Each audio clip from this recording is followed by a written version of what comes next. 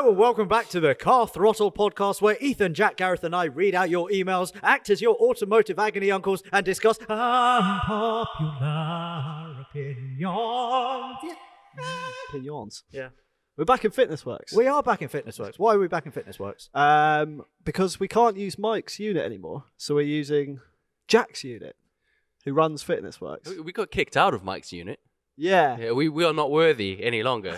Well, Mike is no longer using that unit. He's got a nice new unit where Wheeler Dealers is going to be filmed, so that's coming out soon again.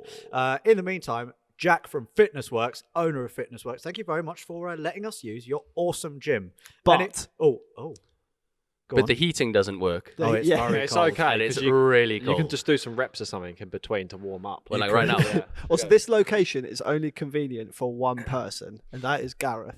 Yeah. So we need to find somewhere a bit closer to home in West London. That's nowhere near me, though. Yeah, you're gonna have to start moving. Ah, okay, yeah. No worries. Who do I invoice? You? No, Just just put invoice in any invoice Jack from Fitness Worx. So if anyone has Free. free, yeah, of course, yeah, a space, a studio, a barn, a Restaurant. farm, a restaurant, sort of West London area, hit us in the DMs or email carstories@carthrottle.com because we don't want to travel so far. No, and also people asking why we're not using a podcast van. It is still COVID. It means we can't be in an enclosed space, which is why we're in this. I mean, it's effectively a warehouse, freshish air and stuff like that. So Freshish. we're safe in here, but not in a van. I mean, the van looks terrible as well. Yeah, what have you done to it? It's like you've moved in there and then It's driven wet in there as well. So I the saw swamp that in van there. for the first time over the weekend. Impressed? And it's horrible. Like, I would not want to live in there. I don't know how that chap lived in there for that long. Well, it's nice on the inside. It's just poor on the outside. Anyway, we digress. We're going to be in the van as soon as it gets warm enough and as soon as lockdown is lifted. Anyway, now before we read out your emails, Gareth, we're going to go straight to you. We're going to hand you the baton. I'm so excited. we need to have a Zander Gate update. And for people who don't know, Gareth is trying to sell his BMW M4 for 28 grand.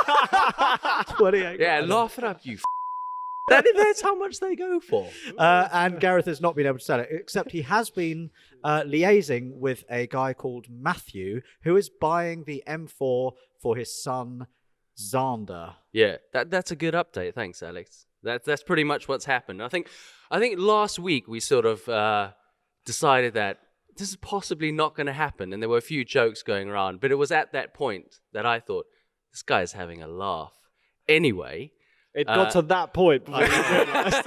As soon as he told us about 3 months ago that someone was going to buy his car, we knew it was a fraud. I think the first, what was on the phone call, the very first phone call, where he was like, "Yeah, I don't mind giving you the whole value that you're asking." That I was like, this guy can't be for real.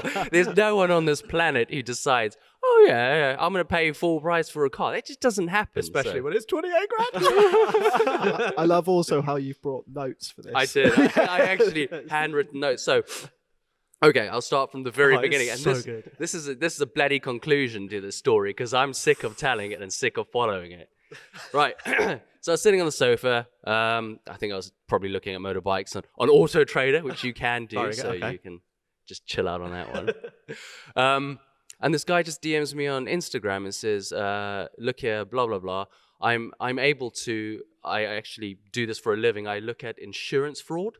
So I have access to like a whole range of systems. And I was like, wow, this is super secret squirrel stuff. It's awesome. So What was his name again? his name's Tom. Okay. Hey, What- Tom. Surname? I don't, and he, he's didn't, real. he didn't give me Really? his. Well, he did. It's in the Instagram, but I'm not going to read it out because he said, yeah, rather just call me Secret Squirrel. And then I was like, no, I'll just call you Tom. Okay. Are you sort of inadvertently falling into some black market dealings or something? I wish. It's like the board identity or something. I would actually maybe be able to make some money if I was. People are going to come down on ropes in a second.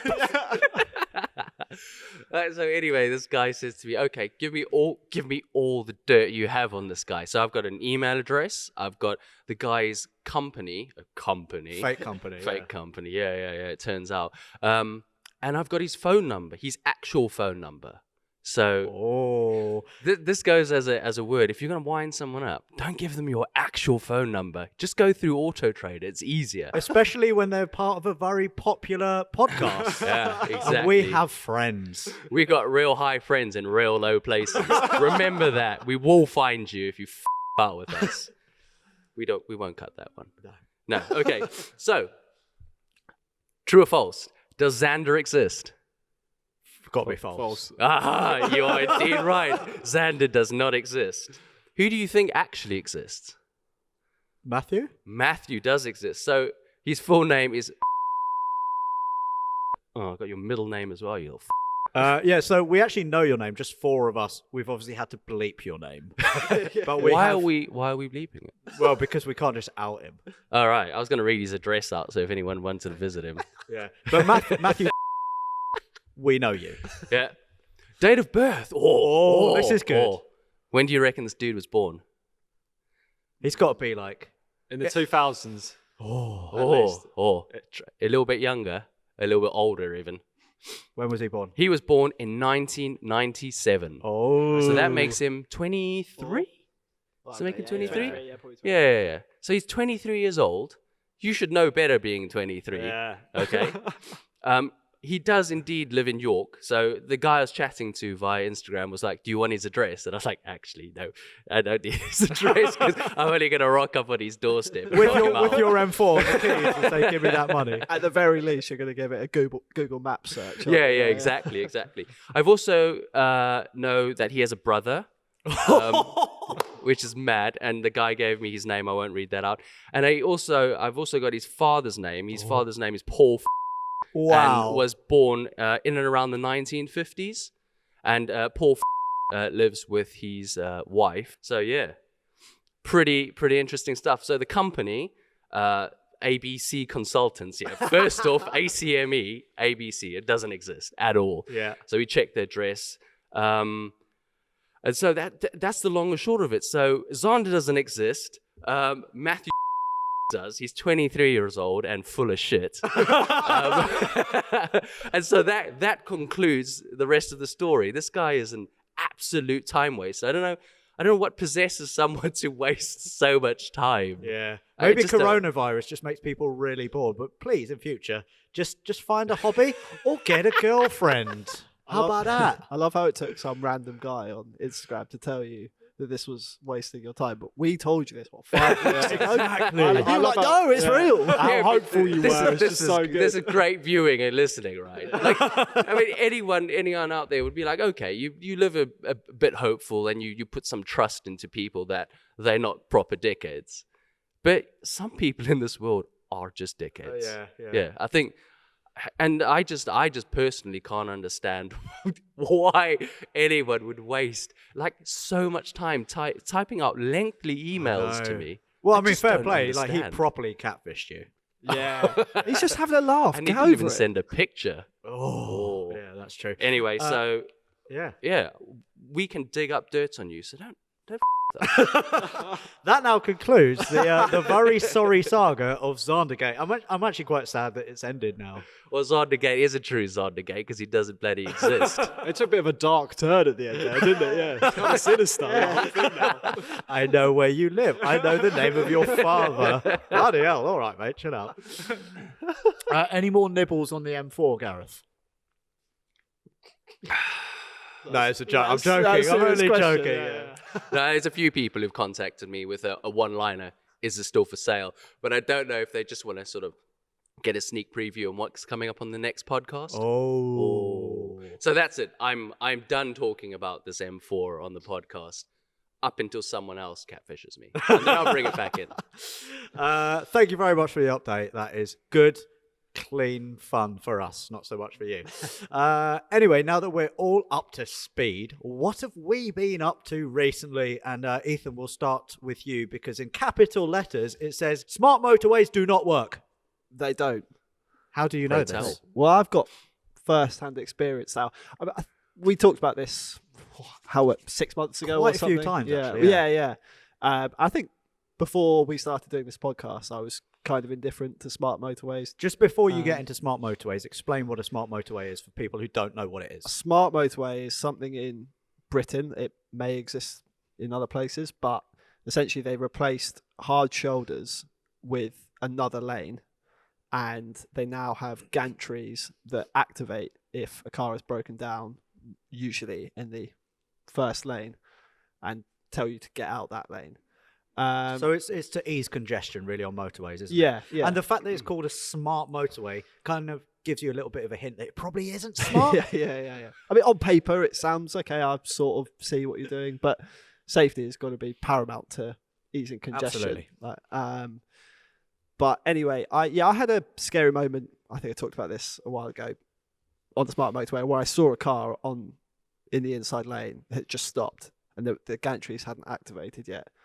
I was like, this doesn't look right.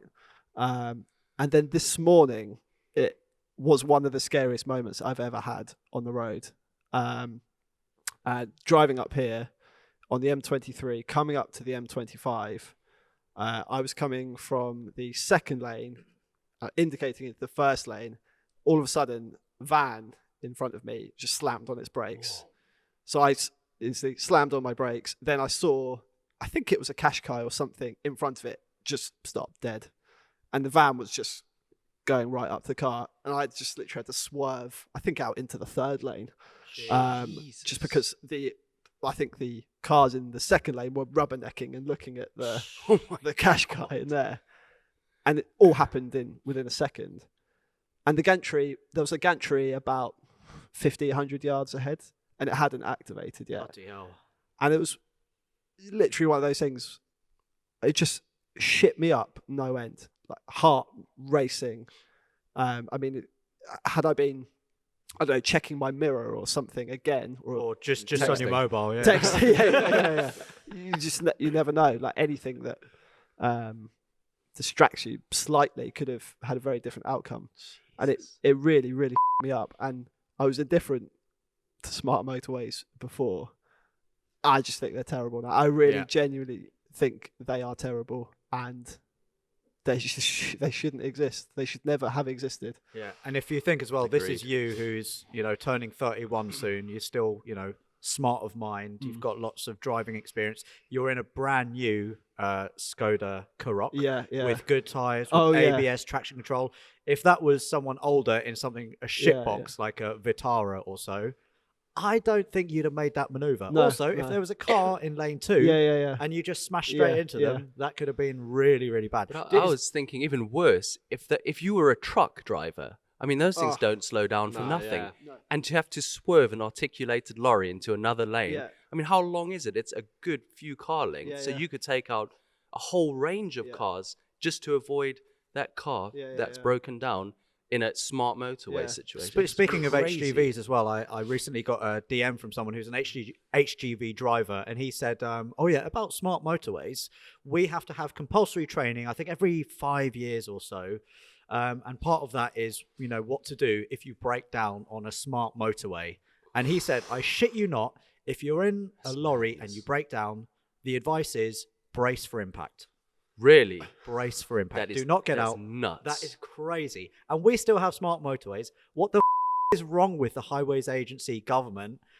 Ethan nearly snuffed it today. He could have killed other people. It's just so wrong. We need a hard shoulder.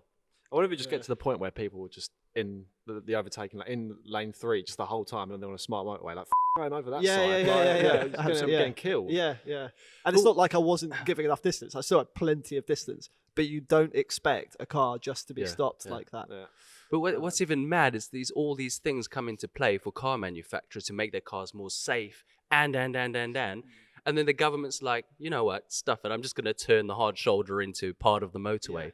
And it just completely spits on all these people trying to make a safe car. It's mad. Maybe they're thinking cars are safe enough now. That let's add some spice to it.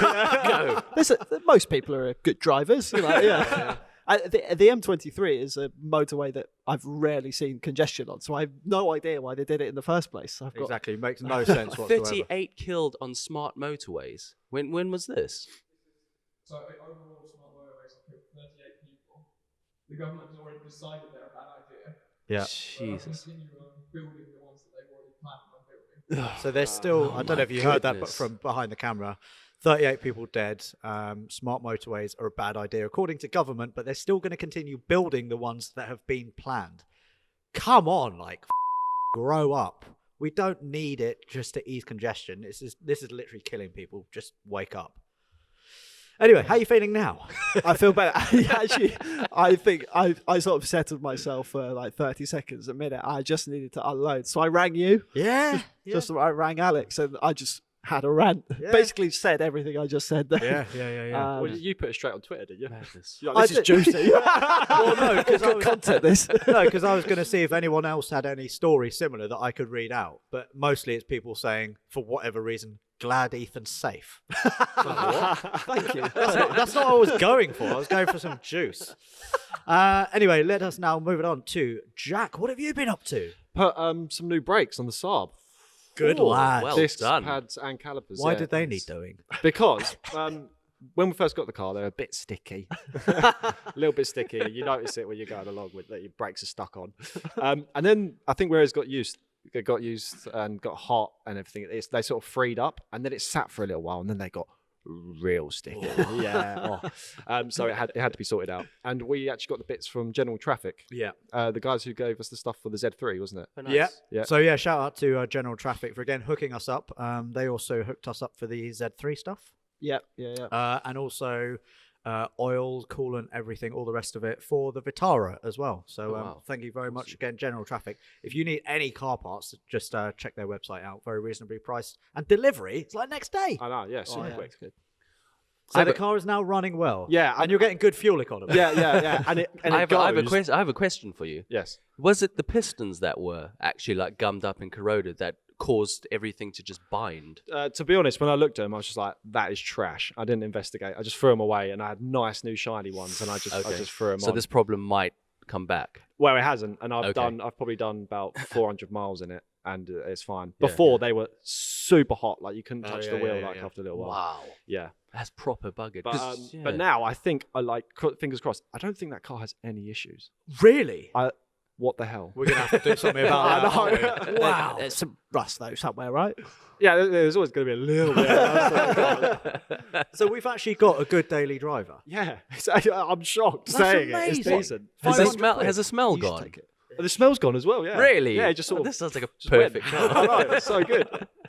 That's very good to hear. As for me, remember I talked about my girlfriend's TT, the car that Gareth and I worked on during summer. The whole of summer. The whole of summer. Yeah. Car's running all right, but the radio has not worked since I gave her the car. So she's been driving that car for 4 months without the radio. It's actually really boring driving with like no noise except for doo-doo-doo. But for my girlfriend, she doesn't really care. What's turbo? doo-doo-doo? Doo-doo-doo. No, it's the brakes. They squeak. It's a bit of a sneeze. Oh, turbo. Yeah. Turbo. So I actually put on Instagram saying it was a bit cheeky. I was like, "Oh, I love the car," because I went to drive it. I went to meet you, didn't I, to give you something Yeah. at a service station. Love the car. Oh, if only the radio worked. Does anyone know how to fix the problem? Because the radio was getting power, the wiring loom was giving power, but when I plugged it into the Pioneer, I think I bought. With know. your money. With actual money. What's wrong with you? I know. Jesus. Actually, Rianne bought it. I didn't have to fork out. Oh, yeah. There it is. But yeah, it wasn't powering up the radio at all. So I was stuck. Gareth had a look at it as well. You didn't know what was going on. Yeah, well, I mean, we put a voltmeter to it, and everything read fine. So Yeah. we're like, you just smash it in with some cables, and it should work. But yeah, it wasn't that easy. To no avail. And loads of people in the comments were saying, "Oh, it's because XYZ VW Group canvas something." I don't Ooh, understand. I the have a wording. fact back to VW Group. So I got a text during this saying, "Do you actually know what vag means?" And obviously, I said vagina, because that's the obvious thing. Okay. So what does vag actually I think mean? even Ethan can answer this. Go. What is it? Volkswagen Audi Group. Apparently, I can't even pronounce this, but you are German, Alex. Maybe you can. So there's a Volkswagen Artikulengesellschaft Oh, Corporation. Gesellschaft. Yeah, that's what it actually Gesellschaft. means. Yeah. Okay. Or, in English, Volkswagen Audi Group. But that is what it truly means rather than Volkswagen Audi Group, which Okay. it doesn't actually mean. Good. Sorry. Yeah. I'm really glad you interrupted. That's pretty much what I wrote to him going, yeah, so what? But yeah, he was adamant I should read this out just to educate people. So there you go, my job's done. Bye. Anyway, back to my story. Sorry. Rudely Continue. interrupted Bloody with hell. some information that no one gives a shit about. Like I was saying on the Instagram post I put out, a company called Unique Integrations got in touch and said, we can sort it out for you. So I took it there. 2 hours later, had a working radio, also Bluetooth. Oh. Yeah. And hands-free. But that just goes to show it took a professional 2 hours. It would have taken us, well, we wouldn't be able to do it. We Do you- would still be there. What was the issue? CAN bus Oh. wiring. I don't know what CAN bus means. It's like boring bits of cars, Yeah. isn't it? You don't wanna But he do had that. to take all the paneling off underneath, and he said that the wiring was a complete shit show. So whoever had it before, you really up. But anyway, it's working now, so that's one less thing to worry about with that car. There are others, but we'll get to those another time. Funny story, okay? The guy who actually runs that company, we've got history. Oh no! Is it beef? What beef? Well, no, not beef, not beef. No. Did you ignore a DM from him? It's quite funny though. So I met him about 5 years ago when I bought his E36 M3. No way! What, Colin? Yeah, when I Really? bought Colin. Yeah. Shit. Yeah, Matt from Unique Integrations. Did you know when he messaged you? It was him, or was it when you saw him? No. The funny thing is, Did he laugh at you? Like, oh, so you found all that rust then? the funny thing is, he was very upfront. He was like, "By the way, when you see me, you might recognise me. I'm Matt. I sold you the E36." Wow, what a small world! What a Wait, did small you get world. ready for a fight? No, I was like, "You're going to sort out the radio, aren't you?" He was like, "Yeah, okay." No, but genuinely, Matt's a really nice guy, and he did do a lot of work to that E36 M3. He just didn't know how bad the rot was. Okay. Apparently. Yeah, sure. Yeah. No, but anyone who has problems with radios or alarms and all that, give Unique Integrations a buzz, because what they don't know is not worth knowing. One more shout out I need to do regarding Phil.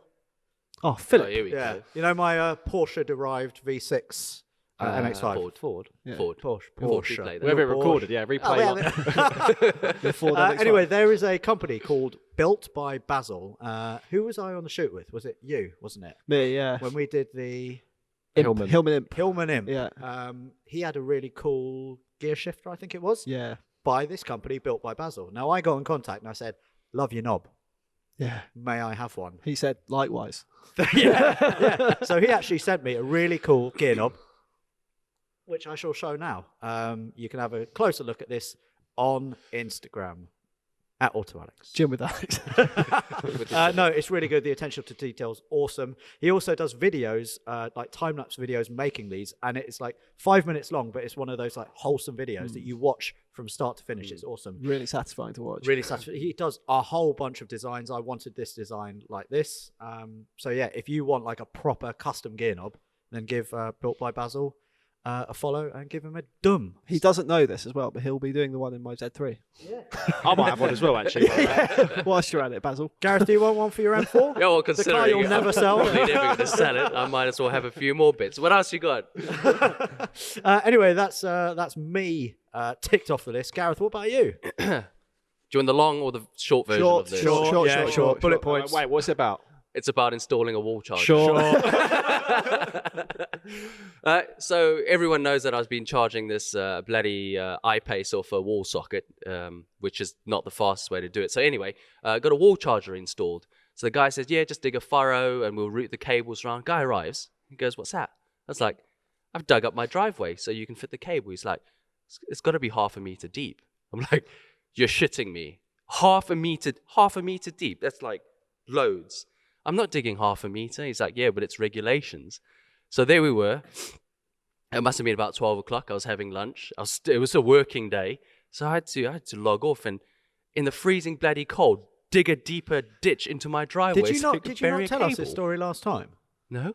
No, he'd started the hole last time. Oh, is it? Yeah, it started the whole. I think because I've heard Gareth bitch about this like 5 times, it just feels like deja vu. Yeah, but No difference in real world. I got orally as well, who was on a meeting, like an all-day meeting. I'm like, you need to cut this meeting short. You need to come dig a hole. So we were out there with an SDS drill, one of those little like pickaxes things, and this guy's just watching us digging up our driveway even further, just having a laugh. He didn't get involved then. No, he did his bit. So we dug the hole. He's like, yeah, it's about right. Actually, I don't give him enough credit. He was a really good guy. He was just like, yeah, that'll do. It wasn't half a meter.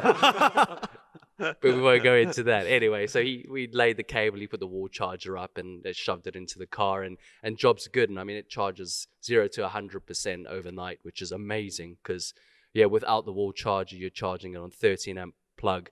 It takes like 2 days. And it heats up that wire, doesn't it? Oh, yeah. Whoa. Yeah. Put my toaster on Does it that. do like the 80% in half an hour job as well? Or? No. That's more like motorway fast chargers. So will do your that. wall charger, is that like a 7 kilowatt? Yeah, it's 7 or 8 kilowatts. Yeah, which is perfect for the house, and it runs straight to the box actually, so it doesn't go through all the house circuitry because that would just overload everything. So it's got its own. I think that's the problem. It's got its own wire that you have to actually trace through your home or on the outside of your building. So that's all set up and it's working sweet. I like it. Nice. But one thing has occurred that I've turned into one of those people that every time I take a drive somewhere, I now can calculate back exactly how much it costs. So my drive. Moving on. No, it's true. When you do get one, you'll be like on your phone looking at the app. You're like, my God, that drive cost me £2. I remember when I had the Prius, actually, it came out with a readout on it. I was like, oh, that's interesting.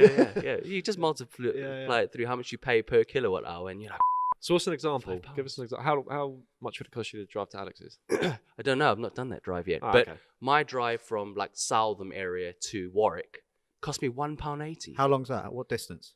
I don't know, a distance. Southam to they can calculate on Google Is it, Maps. is it 20 miles? How long are you in the car? Hold on, caller. Do you want me to just No. Just actually roughly find how out? long are you driving? 20 minutes? Yeah, 20. Well, this is there and back. £1.80. Okay, so 40 minutes. So about 180. 40 minutes. Yeah. God, that's a 40 rip minutes. off, isn't it? Jesus. Cheap to go on your Oyster card, isn't it? Yeah, it would be, yeah. Or get a non-JLR product. It's probably a lot cheaper still. No, we make the best electric You cars do money indeed. can buy. Yes, you do. So yeah. go out there, give them 80k, and you'll get one too. And then you'll be as cool as me. All right, let us now move it on to some of your stories, and we've got some proper juicy ones. A lot of people being carjacked, apparently, and yeah, stuff with dealerships and stuff like that. So this email was sent in by a non. So I don't know. Parents couldn't be bothered to name him or her. Guess his name? Yeah, Darius. Darius. All right, Darius. And it says, the time I got carjacked. Yeah. Poor Darius. What, actually? Well, let me read the bloody email. Hello, Alex, Jack, Ethan, and Gareth. I was listening to your recent podcast about the chap who had his BMW stolen whilst trying to sell it. This was Hillary. And I thought my story could be of interest to you and your listeners. I am a car salesman, have been for around 11 years, and this tale takes place around 8 years ago. I have to be careful with the details as technically this is an ongoing case. 8 years later. 8 years ago. Wow. Yeah. Bloody hell. I was working for a large car supermarket brand who shall remain nameless. I was minding my own business at work when I noticed two guys pull into our car park in an utterly shagged Skoda Octavia. Mine was Can we buy it? Was it? You're suddenly thinking, was it us? Being the overkeen salesman that I was, I greeted the two men as they came into the showroom and claimed them as my customers. In hindsight, I very much wish I hadn't. Of the two men, only one could speak English. The English-speaking man informed me that his brother needed a car and he would serve as an interpreter. He gave a story that his brother was new to the country and was starting a new job and needed a car to get his family around. Everything seems plausible so far. We sat down, I asked what kind of car they were looking for, and he pulled out a print-off of a Golf from our website. The men explained they needed the car ASAP as he needed it for work and could pay in full and take delivery tomorrow. Oh, there's a red light. Pay in full. Oh yeah, Yeah, never pay yeah. in full. Yeah, Zandergate. In my head, I'm rubbing my hands together and already grinning at the fact I've walked into an easy deal, or a hands up Billy as known in the trade. I scooted off to get the keys and car to bring into the showroom. I pull up and the men look happy with the car. My manager takes the driver's license of the non-speaker and puts it in the safe, and the three of us proceed off-site for the test drive with me driving. After doing a driver swap outside the gates, the non-English speaking chap took the wheel, I'm in the front, and the interpreter took the back seat behind me. I explained to them that we had a set test drive route and that I would direct them as we went. We got about half a mile down the road when I instructed the driver to turn left at the upcoming junction. He acknowledged, but when the junction came, he did not turn. I wasn't flustered and told him to carry on to the roundabout and turn around. When we got to the roundabout, the guy just carries on straight. We were quite far off our test route drive now, and I'm getting a little bit uneasy. I tell the guys that we need to head back to the showroom when all of a sudden, the chap in the back seat throws his arm around my torso and pins me into the seat. I struggle and fight back until I feel something cold, metallic, and sharp pressing into my neck and face. It was a knife. Ethan, you look so stressed, like you're actually there. Is that? Jesus. I realise now that these guys had full control of the situation and I was at their mercy. The chap who apparently didn't speak English now does all of a sudden speak English and says, if you struggle, you die. Actually, let me a bit more drama. If you struggle, you die. They're Russians, right? I don't know. Thinking to myself, I'm not going to give up my life for a £9,000 Golf. And I say to the men that they can take it. Just pull over at the upcoming lay-by and I'll get out. We pulled up at the upcoming lay-by and I did get out. In a state of panic, I called my manager and explained what had happened. Another salesperson came to pick me up and to get me back to the showroom. The police were called and we checked out the license that they had provided to find out it was a very convincing fake ID. So we had no real details of who had made off with our car. We told the police that they had a Skoda in the car park, but when they ran the plates, they had found that it was a car that had been stolen from a breaker's yard nearly 30 miles away. It had no tax, MOT, nor insurance.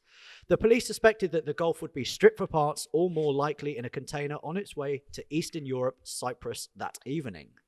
The men were never caught, the Golf was never seen again, and to this day I am very careful with who I let test drive any of my cars. I work for myself now as an independent, and if anything feels dodgy, the customer does not drive the car. I sadly suffered from PTSD for a while after the incident and lost my job due to a poor sales performance. I have left the name of the car supermarket and my own out of this email, as my former employer handled my mental health poorly after the incident and also failed to assist with my return to work. They were more concerned with the fact that the car had been stolen. I was docked £250 in my payslip because of the incident, as it was in our employee contracts that if we damaged a car whilst it was in our name, we had to pay a fine. That's not right. My managers refused to waive this despite the circumstances. I proceeded with legal advice and it went to a tribunal and I received a payout. Thank God. Yeah. I hope you enjoyed my story as much as I have been enjoying your podcasts. I normally listen to them on the way back from the auctions with new stock and praying I don't break down whilst laughing along to yours and other people's stories. All the best, Anon. Ethan, thoughts? Well, you can't laugh along to that No, story, you can can't. you? Nah. That My is word. absolutely savage. That rings home true. That's heavy, doesn't isn't it? Like, Yeah. yeah. Yeah, exactly. This is like a Bloody hell. family-friendly podcast. You drop that one. Oh, in. not today. It isn't. No, It's no. too much swearing. Yeah, we're getting serious with this. Need a Anyway, bath. I think it's savage after all of that. And then I wish he had mentioned his employer, because they need to be Yeah. named and shamed for that shit that they that's just pulled on disgusting. him. And hopefully, I know it's obviously an ongoing case. Hopefully, you get even more money. Yeah. Because having PTSD after that, there's no real money that can fix it, but it can ease it a little bit. It's not right. Um, Not right. Anyway, Gareth, you are from South Africa, I am, Alex. and that's a country very well known for carjacking. So I wondered, do you have any carjacking stories? I do. I think anyone from South Africa has a carjacking story. So this was back in the day, and my uncle was as I've said to you guys before, was one of the first people in South Africa to actually get carjacked. So your uncle's famous. No, my uncle is not famous. He's a pioneer. he's a pioneer. He's a trailblazer. He was like, Gareth, watch this. Hold my beer, eh? But yeah, he got his brand new BMW hijacked, and they actually tapped a gun against a glass, loaded him up into his own car. 3 guys got in and just told him to drive outside of Johannesburg. Jesus. And then it pulled over and on the side of the road and pretty much said to him, run. And he at that point in time thought, this is curtains, this is me done for. We're just going to get shot in the back while running away. But luckily, they just let him go. And this was early in the day. I think this is when they probably weren't killing people, because it came to the middle point of the carjackings in South Africa, where it was just easier for them to just shoot you. So yeah, he got away with his life and a car less. And I think had he put up any resistance or anything like that, maybe he would have got killed. Jesus. Yeah, absolutely savage. What BMW was it? This was an E30 Cabriolet. Oh, a real shame. It was red as well. It was beautiful, Oh, beautiful car. I did a little bit of research, and I found out that South Africa is thought to have the highest carjacking rate in the world. There were over 11,000 reported carjackings in 2014. More than half of all carjackings in South Africa occurred in the Gauteng province, Gauteng, yeah. which includes Joburg and Pretoria. And you're from Joburg, aren't you? Yeah, I am from Johannesburg. And it also says in the late 1990s and early 2000s, several new unconventional anti-carjacking systems were designed to harm the attacker in South Africa, including the now defunct Blaster, which is a small flamethrower that could be mounted to the underside of a vehicle. So imagine you're about to get carjacked, you push a button and you just burn the Wow. Yeah, there were all sorts of things. So some of the less intrusive ones were there was a button somewhere that had a delayed response. So you'd press that and you'd hand over your car and the keys and everything, and it would drive down the road for. If only it would drive down the road for about 10 to 15 minutes, and then switch off the massaging seats. Sorry. and then it would just cut power to the engine, and the guys would just be left stranded at the side of the road. Yeah, it'll be a shitter if they loaded you up into the back seat though. Yeah, if it cut out, and then a bullet in the head. But does that still go on now? Because you said this was before people were getting killed. Yeah, so I had a look recently, and the crime statistics in South Africa, and this is a report from 2019 to 2020, so that's pretty relevant, and it's still cracking on. So yeah. So it's still one of your most popular pastimes. it's a South African hobby, this.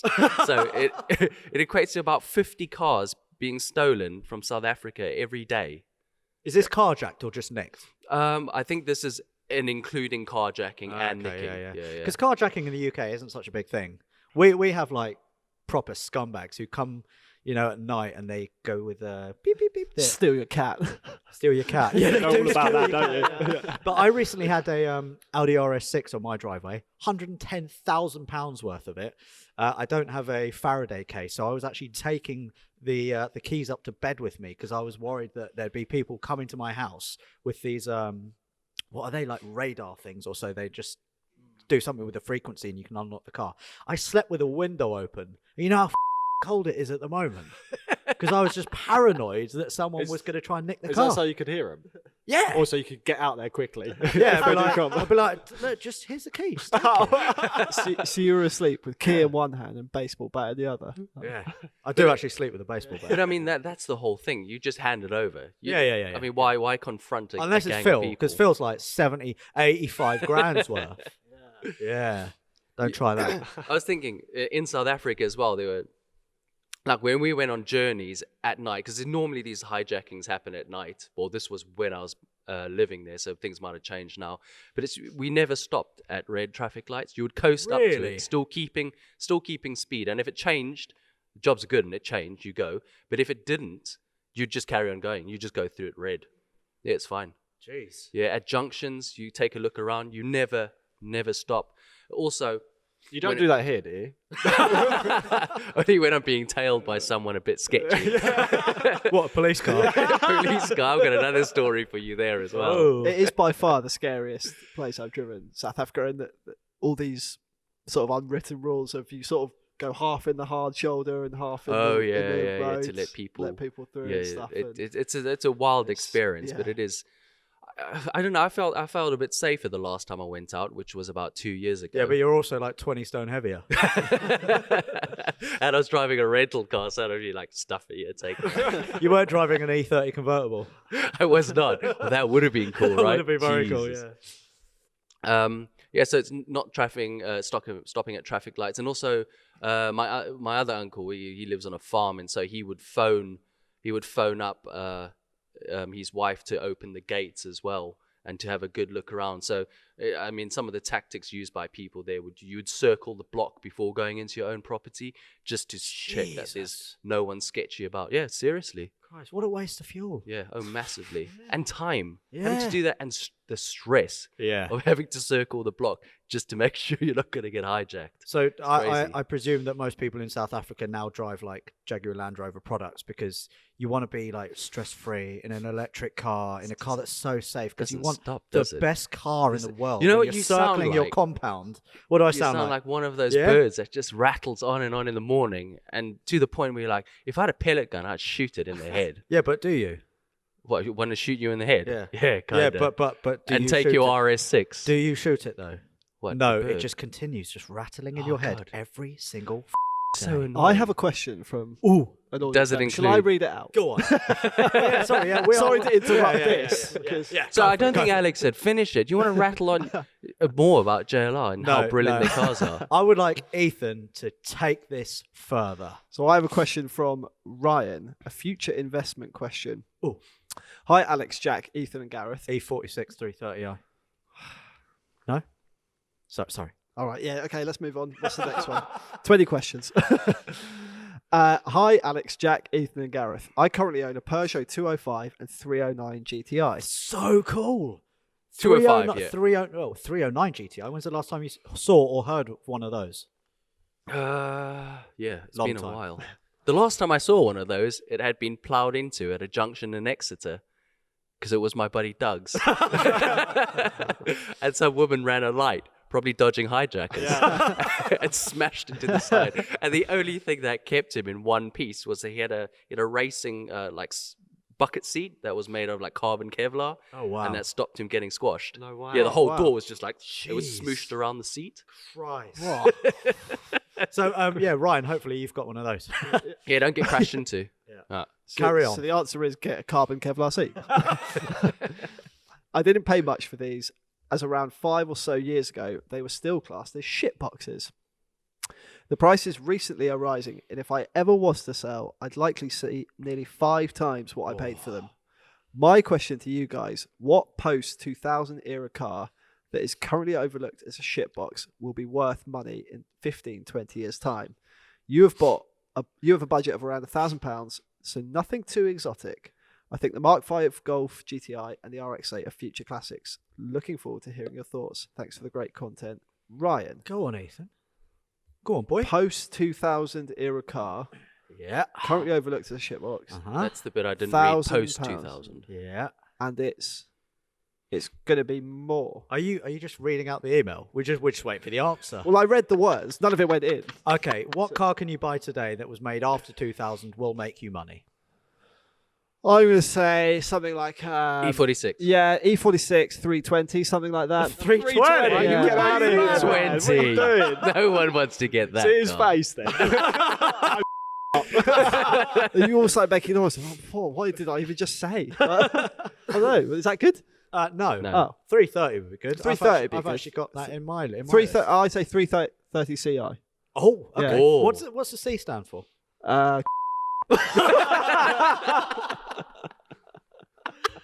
Okay. I mean, maybe some of the people driving it, yeah. Right, some serious answers. This isn't post, I don't think, no, it's not post 2000, but Ford Puma will make you money. You can pick those up for about 750 quid. E46 330i Coupe, I would say. 206 GTI, a little bit over budget, 1200 quid. Mark 1 TT, again, not post 2000, but they are really starting to increase in value. Mark 3 MR2, again, not post 2000. And any Clio RS or Fiesta ST, anything basically with an ST badge or an RS badge. I think the 206 GTI is actually a safe bet to get one soon, because 1,200 quid, 180 horsepower, nice, light, nimble. You see the values of Renault 172s and 182s. They're really starting to creep up. So I think we're missing one Peugeot. Do you remember the 306 Rally? yeah, but that's super old. We're like talking early 90s now. That's a really cool car. But I'm going back. Why limit yourself to post 2000? I think if you can pick up a rather dogging E36 and turn that out good, get rid of the rust, etc. Yeah. Can you though, Jack? I think the time's gone for the E36. I think. But a dogging one you pick up cheap. Maybe. I think the sub 1000 E36s have all gone. You reckon? Yeah, I think You they're reckon? too much money now. They're all going sideways, aren't they? yeah. Or they've all gone sideways or are now cubes. Because we were speaking off camera. I was speaking to Alex, and we both had E36s, as you've heard in previous podcasts. But I picked mine up on eBay for £750. That was a 325. strong purchase, wasn't it? That was a poor purchase. So my now brother-in-law had to weld up pretty much most of the bottom of the car. Yeah, strong. Mate, for it was an M50 non-Vanos. It was. like an early one. It was a Yeah. coupe as well. That Yeah, was yeah, quick yeah. as well. Yeah, Mauritius blue. That was a badass car. I destroyed the roof because I used to strap surfboards directly to it with a towel separating them, so the roof was. Oh, and I used to get on the roof in order to load them up. Yeah, there were loads of like pressure dings in the roof. God. But no one looks at a roof when you sell a car, do they? No, that's true. Especially when you're short as very well. true. Yeah. Yeah, before you get in there, Jack. I see all the dents on the roof. Yeah. I tell you about them. And then you buy the car. What about you, Jack? Have you got any good tips? I think all your suggestions are good, but I do think that the cars that are really going to make money are the nice examples of these, and I think they're all over £1,000 now. Like for like the Clios and like the Ford Pumas and stuff. I think if you It's spend, going to have to be a doer-upper, if right? you spend sub £1,000, I've got another I one think as it's going to well. be high miles. I think it's going to have lots of owners, and I don't know if it'll ever be worth the money that the other clean examples. I've are. got one more car that I've forgotten about that I'm super excited about and would love to own at one point. The Skoda Fabia diesel VRS. that'd be cool. Yes, They they are are so great cool. cars. Yeah, I'm Agreed. not sure on prices on those, but they can't be more than 1,500 quid, £2,000 maybe. Hopefully, I would love one. But that would good cars. definitely be something to invest in now. I think, unless you live in London, you can't drive diesels in London. No. Yeah, it's a shame. bullshit. Yeah, completely. End of limits an everyone. Or in Bristol. Bristol's also Really? doing that. Yeah, cutting out diesels. Ethan, have you thought of any more good investment cars in the No, meantime? I haven't. No. Okay. How about you were saying S3, right? I was the first- saying yeah, S3. yeah. You're right, Oh. Jack. I was saying S3. Remind me of the engine. So that's the 2-litre TSI. No. Come on. Oh, bam! Oh, which is the 1.8. 1.8. And that's front wheel drive or rear wheel drive. Front wheel drive. Or is it Quattro. Four-wheel drive. All-wheel drive. Okay. X drive. That's BMW. That is BMW. You can't do that. You can't do that. No, you can't do that in an Audi. Well, you can, but you'd be really dumb. Oh, should Imagine we? someone doing a swap, X drive swap, or a Onto an Quattro Audi. BMW. You get into trouble with someone, wouldn't you? Anyway, we digress. Our next section of the pod and Mit the Carsten is a new game. We've got a new game. And Jack, this was your idea, so why don't you introduce the new game? Do the jingle. Game. So I thought we'd each of us would take turns in thinking of a car, and then the others have to ask questions to guess what that car is. Oh. So Okay. because you can sort of play along as well at home, Yeah. can't you? Yeah. Otherwise known as 20 questions. You Yeah. haven't, you haven't made this It's up. not right? Don't claim groundbreaking. it. No, I'm not saying it is, but it's here. Have we- we, are have we we nicked going this off Radio 1 alternate? again? Yeah, we'll do it. We'll do it. I'll ask, you ask, Okay. and then Gareth asks. So have you got a car in I've mind? got a car in mind. Okay. It's just guess what who, is it? isn't it? Okay. Wait, are they yes/no questions from Yes, me? yeah, Okay. yeah. Okay. Question number 1. Is it rear wheel drive? No. Is it blue? Oh, for what are You you just doing wasted to a us? question. What are you doing to us? What? You're out. I don't want to play with you anymore. Oh, no, I'll think of a better one. Okay. Okay. All right. Well, 2 questions down. Okay. Gareth. Oh, is it part of the vag group? No. Oh. Is it Japanese? I think you're going to have a lot of editing to do. Yes. This is really... It's Japanese. Oh. Is it by Nissan? Yes.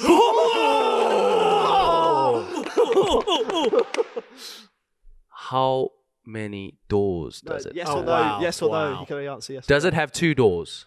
Yes. Oh. Is it a Nissan Micra? No. Oh. 2-door Nissan. no? Is it some? Is it some sort of Sylvia? No. Is it a 200 SX? No. Do I hate it? Yes. Is it a Figaro? Yeah. Good question. Yeah, you're welcome. Yeah, I yeah. gave that to you on a plate, even though yeah. you tried to ruin us. No. Is it blue? I got Nissan. You did. Fair play, you got this. How many questions was that? I think that was probably I about think 10 that was questions. 10, yeah. Oh! Everyone playing along, let us know how you did. in the God, comments. the rush in that. Oh, yeah. God, I am buzzing my tits off. Anyway, Isn't that built up on a micro chassis? The Figaro. it could very well be. That's not the It's question. not a micro, though, is it? Yeah. Whatever. Excellent. Right, let us now move it on to... Grinds my gears, cause my gears get grinded because I don't like putting it in gear and I hate it. And this is being submitted by Chris. How long is it? Oh God. How long is it? All right. Jack, would you mind reading this out, please? Hi, Ethan, Jack, Gareth, and or special guest. I hope you guys are doing well. Thank you for the fantastic content on the channel. I have been a regular watcher since the Save Phil video. Wow, that's a long time That ago, is a long right? time, yeah. And I've massively enjoyed being a subscriber. The eclectic, Electric. Electrification. Eclectic. yeah, that's it. There we go. Mix of shitboxes, challenges, general banter never fails to amuse. Please accept my sincerest thank you. That's a very nice email. Let's now Yeah, move on. That's lovely. I write to you today with, as the subject suggests, a bunch of motoring related things that grind my gears. This may sound like I'm generally resentful, irate driver at heart, like a Karen who finds out the manager isn't actually in today. I am, however, a peaceful driver. Anyway, I digress. So on to the point that grinds my gears. People who do not put their seatbelts and use dummy clips instead to make the car warning bleep go away. I mean, sure, be my guest, be a body donor. Evolution has produced humans who can figure out black holes, but also people who can't put on the best safety feature ever fitted into a car. It particularly annoys me because I owe my life to a seatbelt. Fair. Number 2, drivers that give learner drivers a hard time. Yeah, I'm with him. You got to be a pretty selfish arse to do that. Please, people, remember the anxiety of those who first few miles on the road. The multitude of things to think about without having to contend with some knuckle-dragging Neanderthal, bunch of mouth breather muggles. Where's Muggles from? Harry Potter. Oh, So eloquent. I know, yes. And number 3 is indication. Indicating I'm is... Ron Burgundy. Indicating is just genuinely shite. Indicating late or not at all or just plain misleading. People just don't indicate to come off a roundabout or they just leave the right indicator on. Anyway, these are my thoughts. I hope you enjoyed them. And once again, thank you for the fantastic content that has particularly helped during this time where we're all tackling this bastard disease. Kind Fair. regards, Chris. Very well written, Chris. I Very well. butchered it, but well written. Yeah. Shall we go through these points? All I right. didn't know dummy clips were a thing for seatbelts. Yeah, Never yeah. heard of that. Yeah. A Or dummy you could clip just... for a seat. What? Yeah. Sorry, I turned off. What was that? These were all bullet pointed, Gareth. Yeah, You- exactly. you No, One, that two, was three. only the latter part of the email that All right, was let's bullet just go through it. Okay, so people who don't put seatbelts on who use those fake dummy clips. Ah. Why? Is it painful for you to wear a seatbelt? It will Is it- be when they go flying Yeah. through the bloody Is windscreen. it not stylish enough for you to wear a seatbelt? What is wrong with you? Living isn't cool, man. Yeah, I was recently on a shoot in Prague end of last year, and I had a driver taking me to and fro. Yeah, I was proper important back then. And I had a driver who, it was a VW Transporter. He didn't have a dummy clip, but he just sat there with the car going ding, ding, ding. This lasted about 5 minutes until the dinging stopped because the car was so bored that he wasn't wearing a seatbelt. And he was just like, not wearing a seatbelt. I was like, what is wrong with you? It will save your life. It is not painful. It doesn't restrict you. What are you doing when you're driving anyway? You're not doing like push-ups. Why? Do you think cars should have the technology that they won't move unless a proper, I don't know, it can tell it's a proper seatbelt that's plugged in and stuff like that? Interesting. Oh, yeah. It should be. I don't know. Yeah, it definitely should be. There's also technology in some cars where you have to do a breathalyzer test before the car actually starts. Oh, yeah, I've heard of that. What happens if you have a really large cake on your passenger seat and it detects weight? Well, you buckle it in so it doesn't spill. Exactly. Or you put the cake in the boot like a normal human being. Yeah, we want to keep an eye on it. Like, Or just get it delivered. Anyway, people who do not wear your seatbelts, I don't get it. Like, please, if you don't wear your seatbelt, we're not going to name and shame you. Please write in to carstories@carthrottle.com and give me reasons why you're not wearing your seatbelt, because I'm genuinely interested why you're such a moron. Just why? Any more on that? Seatbelts? No, that is well said. All right, let's move on to drivers that give learner drivers a hard time. Ethan, you've probably got something to say about this. Yeah, just lay off. Yeah. Just leave them alone. Yeah. Yeah, there's that saying, we've all had to learn to drive at some point. Yeah, We didn't want some van right up our ass. Do you know, many years ago when we did Two Guys, One Car, we did a video which you were my driving instructor and I was your student. Like 8 years ago or something. 8 years ago. And one thing that has always stuck in my head was a phrase that you said.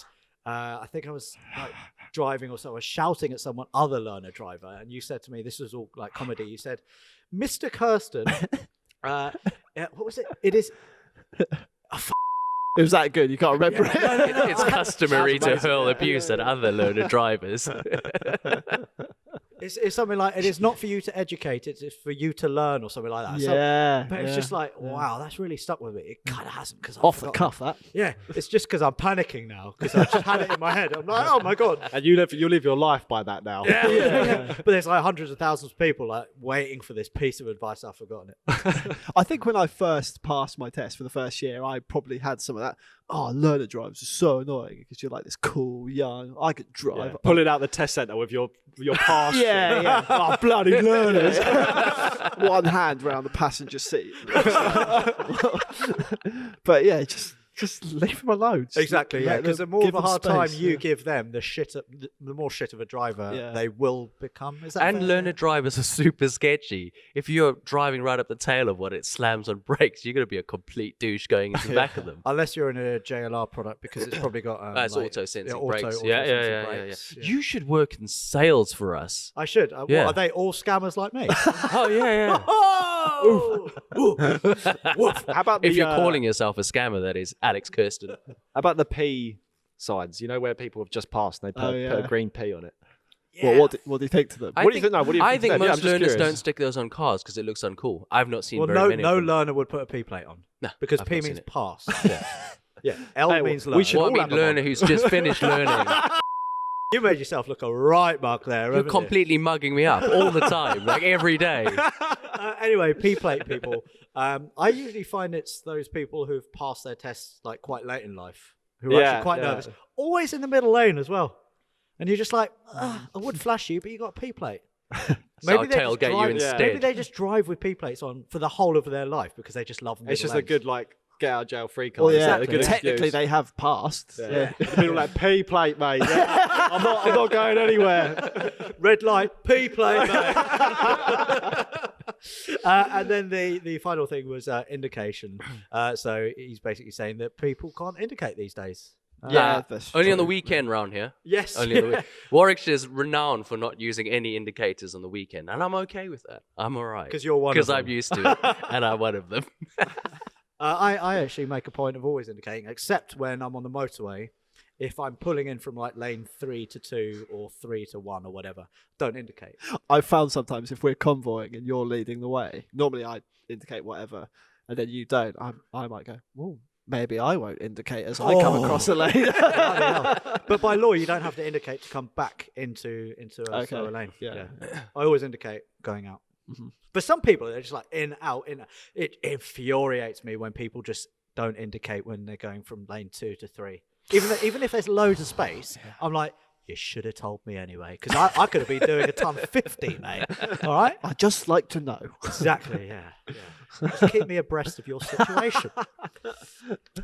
Anyway, we have got another really, really juicy email that has been sent in by He sent in 2 stories, this Anon. bloke. Anon. We have another Anon, so we need to Another give him a Anon. name.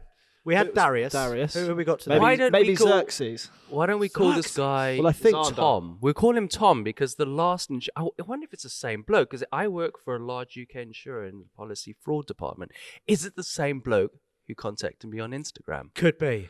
Oh, Tom it is then. Okay. Yeah? All right. Also, if anyone got my classical civilization reference, then put it in the comments. What'd you say? What did you say? No, I'll just carry on and we'll just see. Xerxes? Isn't that Game of Thrones? No, I think. Is that 300? Well, yeah, Xerxes is in 300 bits. Is it history or something? But Darius, I think, was his dad. Oh, We know who Darius I is. think. Look at you. Anyway, Ethan, can you read this one out? Oh, tell him to shut up. What's Is going it on Rory? there? We're in a peanut gallery. Oh, also, vote with your feet is a thing.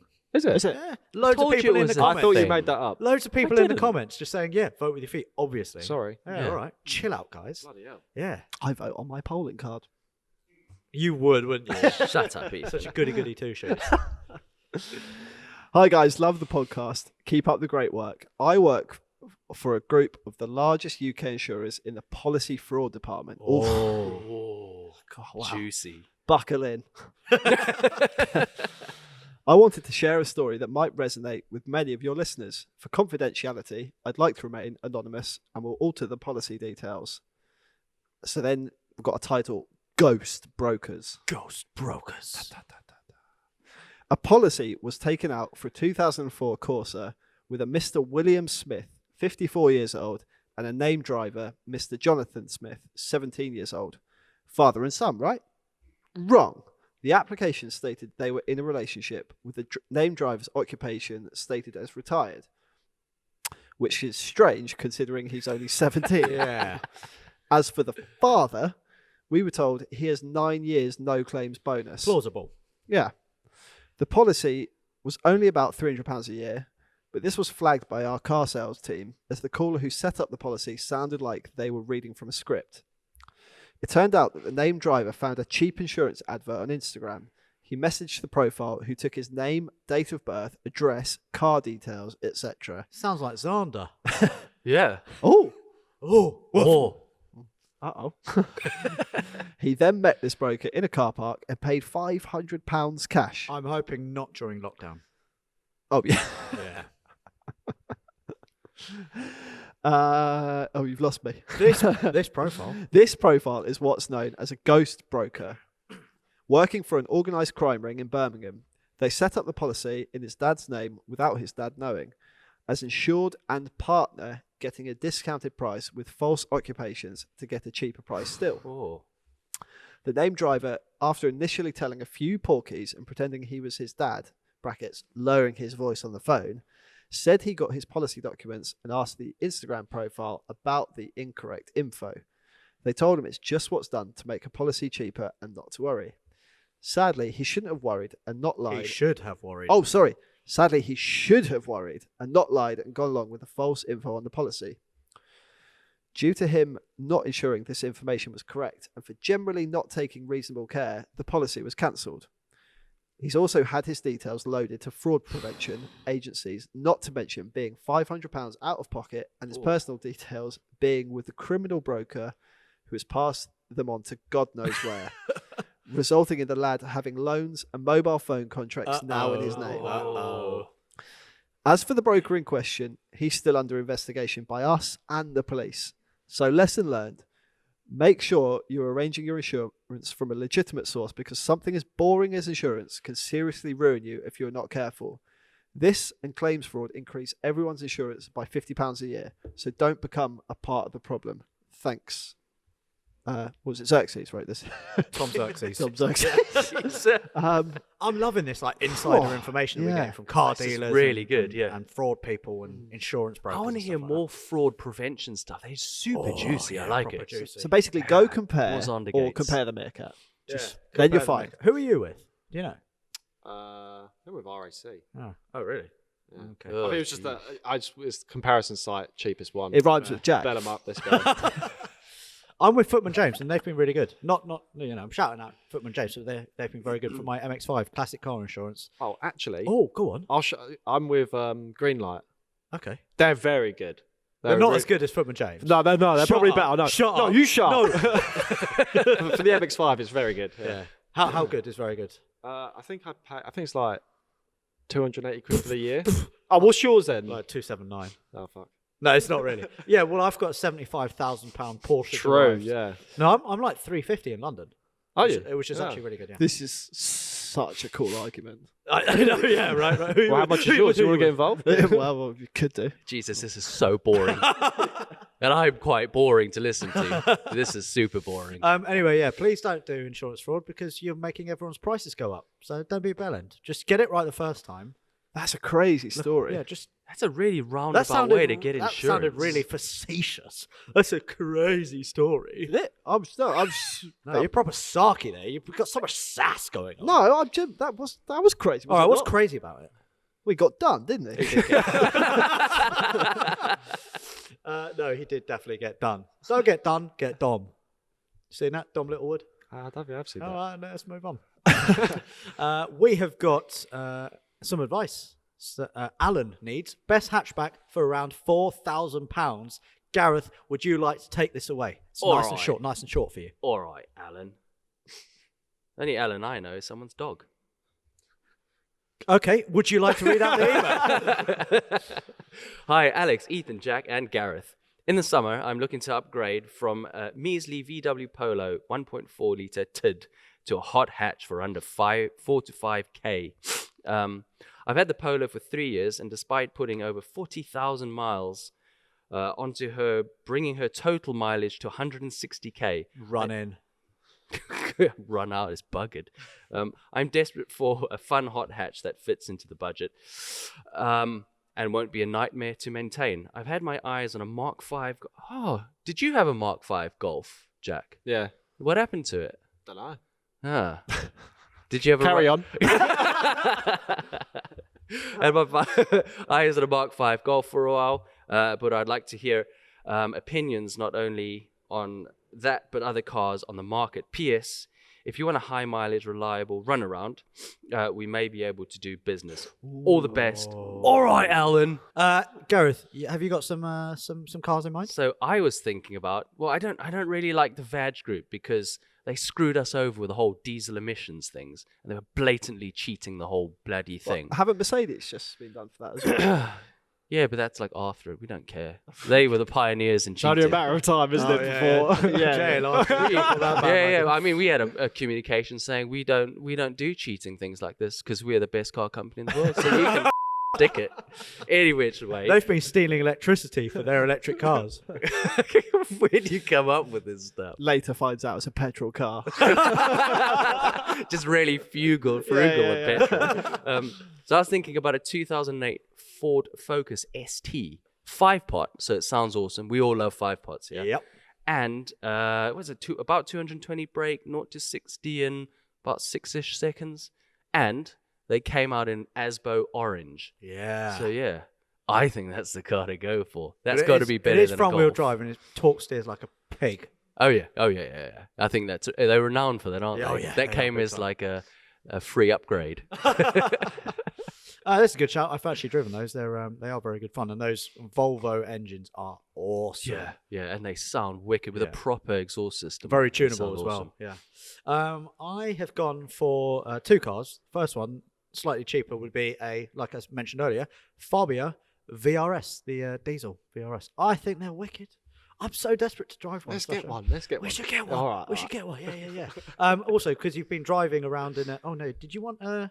No, you don't mind if it's a VW Audi group car, and you've got a diesel currently. So if you do big mileage, then you can have a fun car that's also very fuel efficient as well. Otherwise, I've been banging the drum for this car for quite a while. BMW 130i. 265 horsepower, 0 to 62 in 6.1 seconds, straight six, super reliable engines, great looking, and they will go up in value as well. Mark my words, young man. And it isn't just because Alex has bought 10 of them and storing them in a garage. Oh, God, if I had 10 130i's, I wouldn't be here, I'll tell you that. I'd be polishing them. Ethan, it looks like you just want to jump in with some... Yeah. Come on, what have we got? I was thinking maybe like an S3. Oh. I think that's a good shout. Fair, Yeah. that's a very good shout. That's a good shout. Yeah. That front wheel drive X-Drive S3. Exactly. Whoa, hold on. I went for an Audi last time, and everyone's like, oh, it's so boring. You don't give him any shit. Yeah, this That's is kind a of an boring ass exciting- We're car. just surprised he thought of anything. That's why we're not. Yeah, Call it surprised you boring. didn't just steal that from the previous question. Remind me, Ethan, the engine in the S3? 1.8 BAM, yeah. No. Classic. No, it's not. Yes, it is. It is. Yeah. Very good. Really. Almost a If you double didn't want bluff. an S3, Ethan, If you didn't want an S3, maybe a Mark 5 Golf. if you didn't want a Mark 5 Golf, Maybe a Mark 6 Golf. are we going to end up on Mark 11 Mark Golf? 7. Where are they with the Golf. Golfs and the Marks? 8. Bloody Was it hell. 8.5? I don't know. It's like Need for Speed. They just crack on with the numbers. It's the same concept. Need for Speed. Need for Speed. Game. Speed. No, what's the movie? Oh, it's not Need for Speed. No, you were but thinking the movie. I'm thinking the movie. Gone What's in the movie? 60. Fast Fast and and Furious. Fast and the Furocious. That's it. I've never seen so many gear changes in a single scene. Jack, what about you? I'm going to be boring and say the Mark 5 GTI, aren't I? Really? Yeah, it's they're good, they're fun, they're well built, they're reasonably reliable. I promise you it'll be safe as well. I know from first-hand experience. Good at going sideways. Yeah. Undetectable. I think it's a solid choice. Undetectable. I love it. Did you hit the stealth mode button? Just constantly on. Did you know? Well, you did know, but did you know that you can get that same engine, the 2-litre TFSI, in a Passat? No. That would be a good car. That would proper sleeper. Get something like that. Don't be boring and get a Golf GTI. Get a Passat. Get essentially the same car, just longer. And Yeah, heavier. cooler. Long hatchback. Any more for that? No, I'm done. I'm out. Okay. Let us know, Alan, if that's your real name, what car you go for. Hopefully we have been of use, but I'm guessing probably not. Anyway, does anyone have any more for any more? This is quite a long one, I think. Is it? Yeah. How long we been going? Well, my numbers say over an hour. Oh, okay. Well, I'm boring myself. So that now concludes the Car Throttle podcast. I hope you've enjoyed listening to other people's stories and us ranting on, and hopefully it will inspire you to email us your tales and popular opinions and anything you want to get off your chest. Let us know by emailing carstories@carthrottle.com. As for us, you can find me on Instagram. Which one shall I go for this week? Oh, God. The one you always do. Rosie and Jim. Rosie and Jim. You can find me at AutoAlex. I'm at Jack W. Joy. You can find me at Gareth R. Potter. You're I right. had to think about that one. Yeah. Just feeling quite stressed. I'm at Ethan Smale, and you can follow Car Throttle at Car Throttle in all the usual places. This week, Oh, go on. maybe Call of Duty Warzone? A game. Yeah, game, yeah. Is that like solitaire? Very much like Solitaire. Amazing. I should be introduced to this. Who's Solitaire? You were like a minesweeper kind of guy, weren't you? I'm Abacus. One of those, a wheel and a stick. Did you ever? Did No, you the ever wheel play? wasn't invented. Did you ever play Snake? Where you? Yeah, like, of course. Yeah. Yeah. Completed it, I think mate. Call of Duty's like Snake, just in 3D, right? Essentially, Yeah. Excellent. Snake 2, you could go through the walls. Oh. How does that work? It just goes out of your phone. Where's my snake? Goes out your phone in your trousers. Anyway, before we go, we're going to hand it over to King of the One Liner, Mr. Jack Joy, to play us out with a joke. So Jack, over to you. Go on, Okay. boy. Oh, I got quite a nice one. Oh, we're waiting. I have the worst thesaurus. Not only is it terrible, but it's also terrible. I get it. Yeah, nice. Got it. Well done, me. Uh-oh. I can see the no. cogs You're turning. usually better than this. Wait. One more.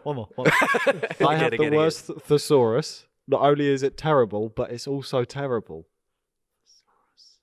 Not only is Dictionary. Words. Gareth, Even I get Can you it. explain it? It's thesaurus, so it comes up with a similar word to terrible, but it can't because it's bad, so it's terrible. Yeah, so it's just like terrible squared, Not only is it terrible, but it's terrible. Yeah. say knock knock. And that now concludes Bye. it. Bye bye. Have a great week. Bye. Bye-bye. Bye-bye.